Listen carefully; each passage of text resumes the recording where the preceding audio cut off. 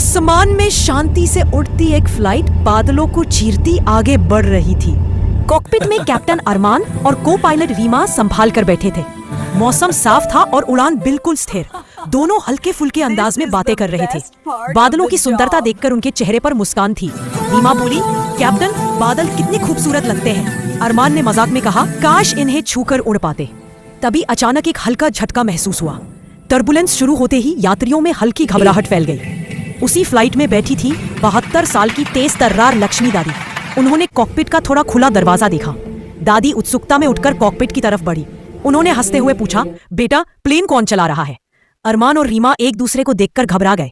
Turbulence थोड़ा और बढ़ गया था। दादी बोली, अगर तुम दोनों बिजी हो तो मुझे चलाने दो। दोनों पायलट दादी की बात सुनकर हैरान रह गए। रीमा ने आश्चर्य से पूछा, दादी, आपको उड़ना आता है? दादी बोली, मैं 1975 में एयरफोर्स में थी बेटा। दादी गर्व से बोली, बेसिक फ्लाइंग भी सीखी थी। उनकी आवाज में आत्मविश्वास साफ झलक रहा था।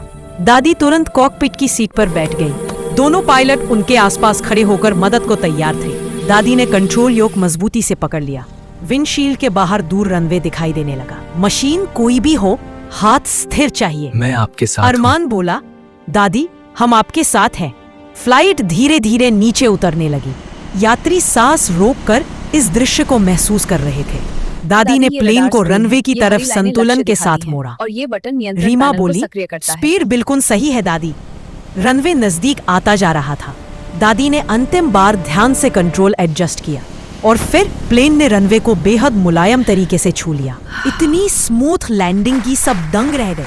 पूरा विमान तालियों से गूंज उठा। यात्री खुशी से दादी की तारीफ करने लगे। एयरपोर्ट पर स्टाफ दादी की तरफ दौड़ पड़ा। सबने माला पहनाकर उनका सम्मान किया। दादी मुस्कुराकर बोली, हिम्मत हो तो उम्र जब हिम्मत हो तो उम्र मायने नहीं सबके रखती। दिलों में उतर गए।